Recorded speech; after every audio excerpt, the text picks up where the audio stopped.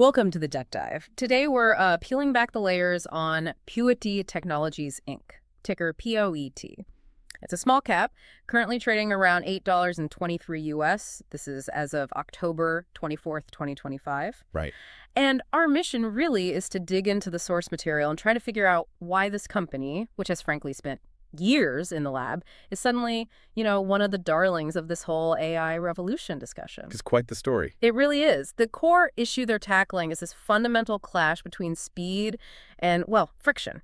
You've got AI, large language models, generating just mountains of data. Unbelievable amount. And it's hitting a physical traffic jam inside data centers. The old copper wires, the traditional plumbing, they're just maxed out. They create tons of heat, resistance, and guzzle power. Yeah, power is a huge constraint. So PO8 comes along promising a total infrastructure overhaul. They're talking about building data highways literally out of light. It's a very compelling vision, no doubt. And the market clearly loves it. You look at the recent news, the stock price action, it's been significant. Plus, the analyst consensus rating is actually a strong buy. Okay, sounds great so far. But here's the puzzle, and it's a big one. The average analyst price target, looking out 12 months, is only somewhere between $6.25 and $6.77. Wait, below the current price? Exactly. The market has already blown past what even the bullish analysts think is justified in the near term. So this investment feels really binary. It's either, a home run, a grand slam, or potentially a very risky proposition. Right. That's a disconnect we definitely need to unpack. So to get the full picture, we've structured this deep dive into two main parts. Makes sense. First up, part one will cover the core story, the technology itself, the management team that has to actually deliver on this, and the current financial situation. The nuts and bolts. Exactly. Then, in part two, we'll zoom out, we'll look at market sentiment, that interesting ownership structure you mentioned, the risks involved, and finally, bring it all together with our take on the valuation. Okay, let's do it. All right, let's jump into the technology first. So, at the heart of everything Pewet does is something called the Pewet Optical Interposer. Now, you can't just think of this as like another chip component. It's more foundational. It's a platform that allows them to seamlessly integrate light-based components, photonics, with traditional electronic components. Yeah. Right on the wafer level. Yeah, and what's really fascinating, or disruptive maybe, is this idea that the source material calls the semiconductorization of photonics.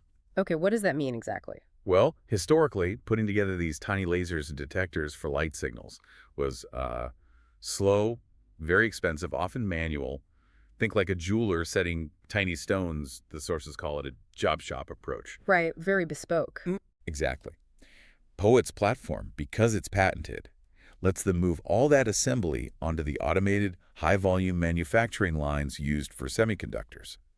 That is a massive shift in how these optical parts can be made. It changes the economics entirely. And the payoff for data centers, presumably, is pretty significant. Oh, absolutely. Because of this integration, the interposer offers really 4 key advantages. Dramatically lower cost per unit, much lower power consumption, which, as you said, is critical in this power-hungry AI era. Huge factor. A smaller size, which means you can pack more performance into the same space. And finally, just huge scalability potential to meet that, exponential AI demand curve. Okay, scalability. So how does that translate into their business model? Are they just selling these things? Well, they're moving towards that. As they transition from R&D focus to actually scaling up, they have 3 main ways to make money. First, yes, direct product sales of optical engines, like their Teralite 1.6T engines. These are high-speed modules. Second, they've got a really interesting technology licensing model. Yeah. Think something like ARM Holdings. It's high margin. Doesn't require a lot of capital from Pewet's side. Basically, licensing their core IP. That sounds attractive. Very. And third, they offer non-recurring engineering, or NRE, services. This is essentially paid R&D work for specific customers. And importantly, NRE has been the crucial leading indicator. That work recently turned into that landmark $5 million production order. So the NRE was the signal, and the order is the proof they're moving to actual sales. Precisely. It validates that the shift to volume production is finally happening. Okay, but who are they up against? This sounds revolutionary, but surely there's competition. Oh, definitely. And this is the big challenge. It's really a David versus Goliath situation. We're not talking about other startups necessarily. The big competitors are giants like Intel, which has its own competing OCI chiplet tech, plus Broadcom, Marvell, the usual heavyweights in this space. Wow. So how does a small company like PPA even hope to compete against Intel? Their strategy seems to be building a defensive moat through partnerships. They've forged these strategic alliances with global manufacturing giants. Think Foxconn, Luxshare. Oh, yeah, big names. Right. That gives them instant credibility in manufacturing scale.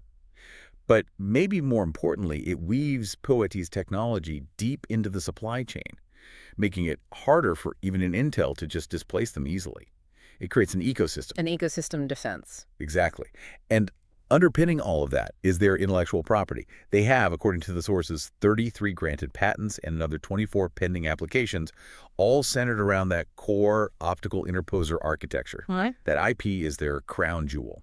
All right, compelling tech, huge competition, interesting strategy. Let's talk about the people who need to make this happen. Yeah, this seems critical. For a company where everything, absolutely everything, hinges on making this jump from, like, pilot lines to mass production, the CEO's background feels paramount. It really does. And the key player here is Dr. Suresh Venkatesan. The sources highlight over 3 decades in semiconductors, crucially, including time as Senior VP of Technology Development at Global Foundries. And that Global Foundries experience isn't just, a line on a resume. It's probably the single most important intangible asset POET has right now for de-risking this next phase. Why specifically? Because Dr. Venkatesan didn't just oversee R&D there. He successfully managed the actual manufacturing ramp-up of incredibly complex advanced semiconductor process nodes, like the 28-nanometer and 14-nanometer nodes. These are notoriously difficult ramps. Okay, so he's actually scaled this kind of complex production before. Exactly. When you invest in POET today, a big part of that bet is on his proven ability to execute on difficult semiconductor scaling. That's what they need. And it seems management has convinced the market they're serious about actually funding this growth phase. They secured a $75 million investment, then a $150 million offering that was apparently oversubscribed, Right, that recent financing was huge. bringing their expected pro forma cash position to over $300 million. That's a serious war chest, especially for a company that's technically still pre-revenue, right? It absolutely is. It changes the game in terms of their runway and ability to invest. So having the cash is one thing, but deploying it effectively, that's the challenge. With over $300 million now, what's the plan? How are they prioritizing? Well, the strategy appears to be a clear pivot from just surviving in R&D to really aggressive growth. Okay. The funds seem earmarked for 3 main things. 1, keep pushing R&D for the next generation 3.2 terabit engines and beyond. Okay, staying ahead technologically. 2, rapidly expand manufacturing capacity with a specific focus on Malaysia. That helps build supply chain resilience, which we'll talk about later with risks. Good point. And 3, targeted M&A, potentially buying smaller companies to grab critical technology or vertically integrate parts of their supply chain. They seem to be moving fast to capitalize on this moment. Makes sense. But that growth, especially funded by share offerings, it comes at a cost for existing investors, doesn't it? Dilution. Absolutely. Investors need to be very aware of this. Shares outstanding grew by over 61% in the last year alone. That's significant dilution. Wow. And as you'd expect for a company in this phase, there's no dividend, no share buyback program. And the historical financial returns, well, they reflect that deep R&D spending. The return on invested capital, ROIC, is deeply negative, negative 55.66%. Ouch. Yeah. So you are absolutely betting on the future potential here, not on past or present financial performance. Okay, that's a stark reminder. Let's dig into those financials a bit more. Okay, let's look at the cold hard numbers, or maybe the lack thereof in some cases. Right. POH market cap is around $858 million, classifying it as a small cap. But the revenue, that tells a very different story. Trailing 12-month or TTM revenue is tiny, just $467,946. Almost nothing relative to the valuation. Exactly. And because of those massive investments we just talked about, ramping R&D, preparing for manufacturing, the operating margin is, well, staggeringly negative at negative 7,796.15%. Minus 7,000%. Yep. That reflects the enormous spending relative to negligible current revenue. It really underscores how capital-intensive this shift to scale is. That's a serious burn rate. And that heavy spending must mean cash flow is negative too. For sure. Free cash flow for the TTM period is negative $38.37 million. And the trend shows the cash burn rate increasing, which you'd expect as they gear up. Now, that's manageable when you've just raised capital and expect over $300 million in cash. All right, the runaway is long. The runway is long, but it definitely highlights the pressure on management to execute relatively quickly and start generating real revenue to offset that burn. Okay, but despite the losses and the burn, the balance sheet itself looks quite solid. It does, especially Yeah. post-financing. Debt to equity is very low, around 0.15. And that net cash position, north of $300 million pro forma, is healthy. It gives them significant stability and time to reach profitability. Hmm. So they have time, they just don't really have revenue yet. Which brings us back to valuation. If revenue is tiny and earnings are negative, how do you even value this? Yeah, standard metrics are almost useless here. Price to earnings. No. Not applicable. Earnings are negative. But the one that really jumps off the page is the price to sales ratio, the PS ratio. Okay. It's currently standing at an astronomical 1,835.37. 1,800. Yes. Let that sink in.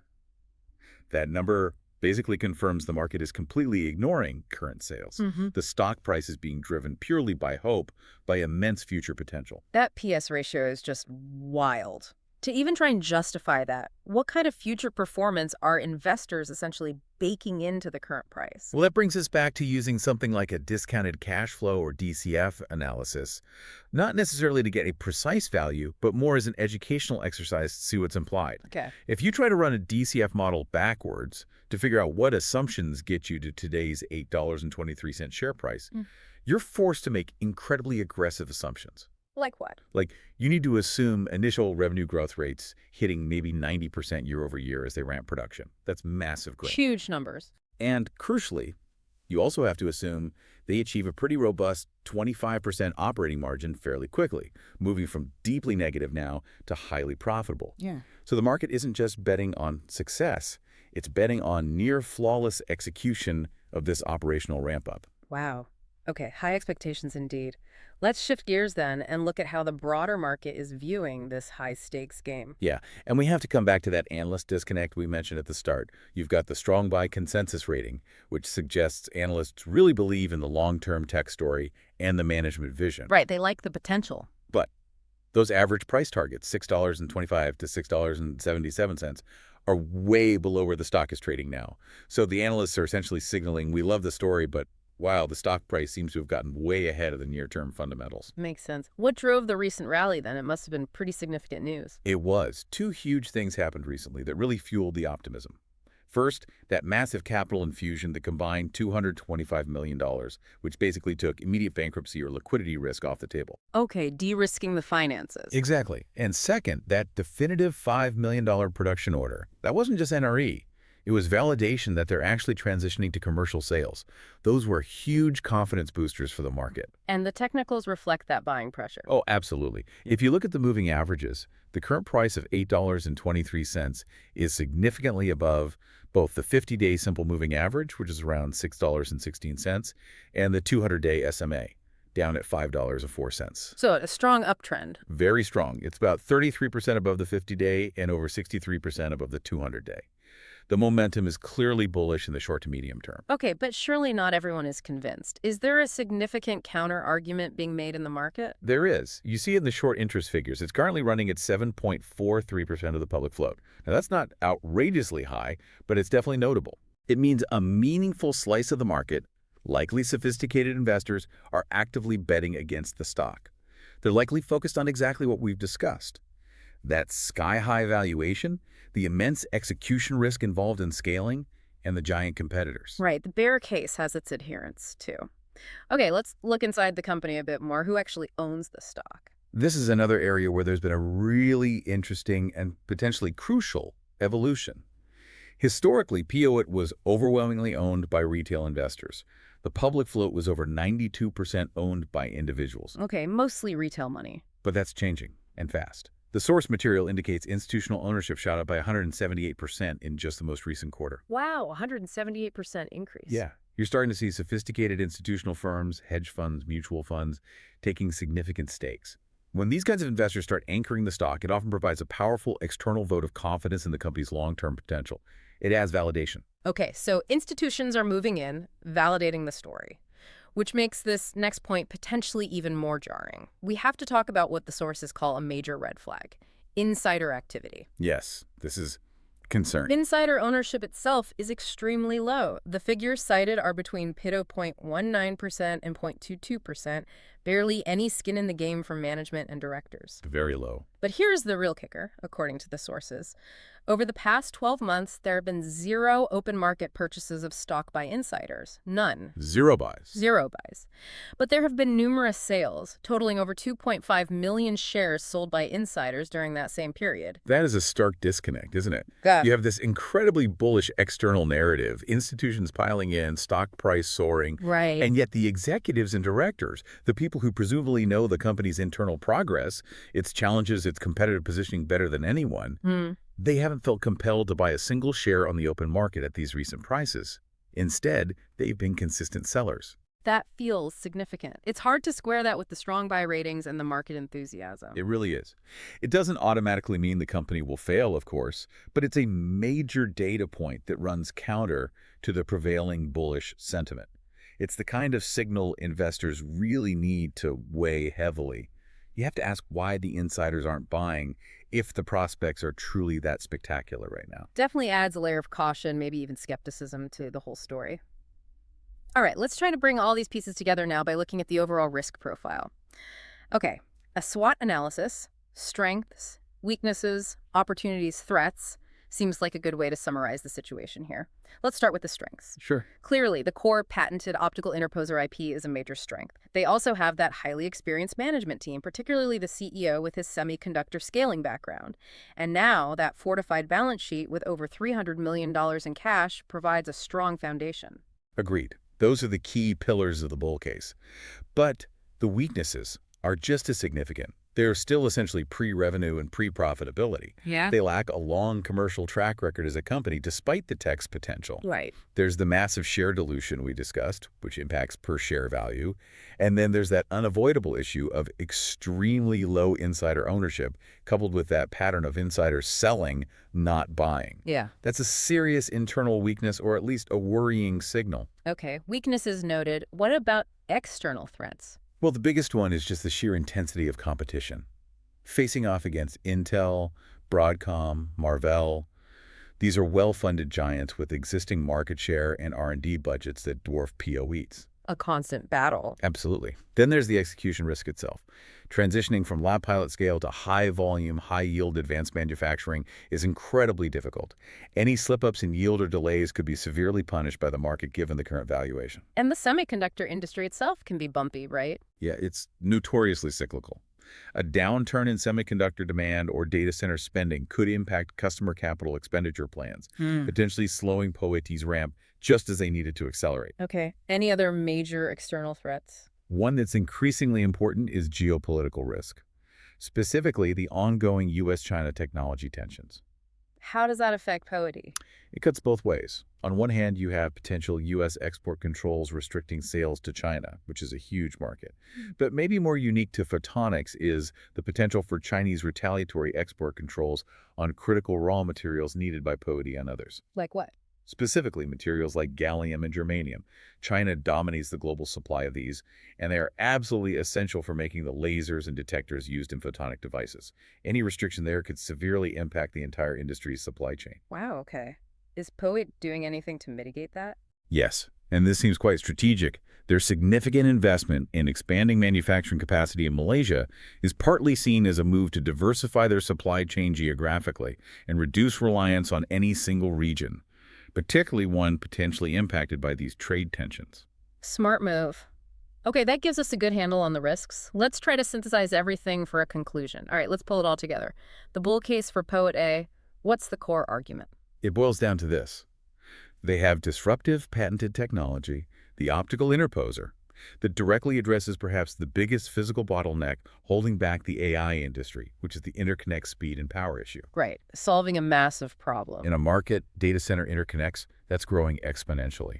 And they have a CEO who seems to have precisely the right kind of proven experience to execute the difficult transition to high-volume manufacturing, tech, market, management. Okay, compelling bull case. Now the bear case. What are the main points of caution?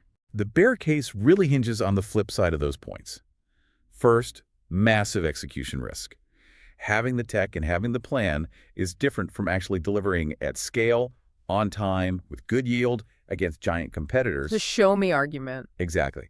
They're operating in the shadow of those industry giants like Intel, who won't give up ground easily. They have a long history of losses and cash burn, even if the balance sheet is strong now.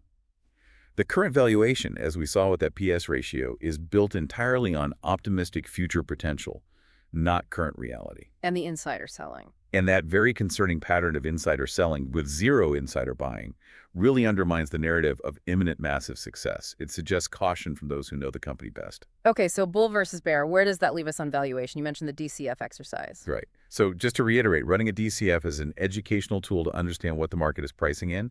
You get an intrinsic value range somewhere between, say, $4.50 and $7 per share. And the stock is currently trading at $8.23. Correct. It's trading significantly above even the high end of that fundamentally derived range. So if you're buying POET shares today at $8.23, you are explicitly banking on that near-flawless execution scenario we talked about, hitting those incredibly aggressive 90% initial growth rates and achieving a strong 25% operating margin relatively quickly. You're paying for perfection, essentially. So the final summary. How should investors think about this? I think the impartial summary has to be that this is a very high-stakes, highly binary investment. It's high risk, potentially high reward. It's really a bet on flawless execution, triumphing over a history of losses, a bet on disruptive technology displacing incumbents, and a bet on future potential overcoming current financial metrics and that concerning insider activity. A bet on the future, not the present. Absolutely. If POET's technology genuinely becomes the standard, the essential plumbing for next-generation light-based data centers, then today's price might look cheap in hindsight. Yeah. But if they stumble on execution, if yields are poor, if Intel or others effectively counter them, well, the downside from this valuation level could be substantial. It's all about execution from here. A fascinating case study at the intersection of light, speed, AI, and some very significant investment risk. No. Okay, before we wrap up, here's a final provocative thought for you, the listener. If POET's tech does become the standard for these high-speed, low-power interconnects, what are the ripple effects? What does that mean for giants like NVIDIA or AMD, who currently rely on third-party components for the plumbing around their AI chips? How does it change the fundamental economics, the cost structure, the power budget of the entire data center industry if this piece shifts so dramatically? Something to think about as you do your own research. Interesting question. Thank you for joining us on the Deep Dive. Remember to like and subscribe to Stock Analytics AI.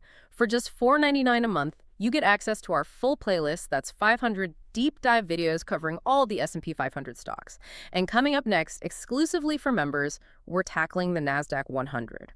Plus, members can request deep dives on specific stocks. Just drop the ticker in the comments and we'll get on it for you. And just the necessary reminder, this analysis was generated by an AI system. It's intended for educational purposes only and should absolutely not be considered financial advice. You must conduct your own thorough research or consult with a qualified financial advisor before making any investment decisions.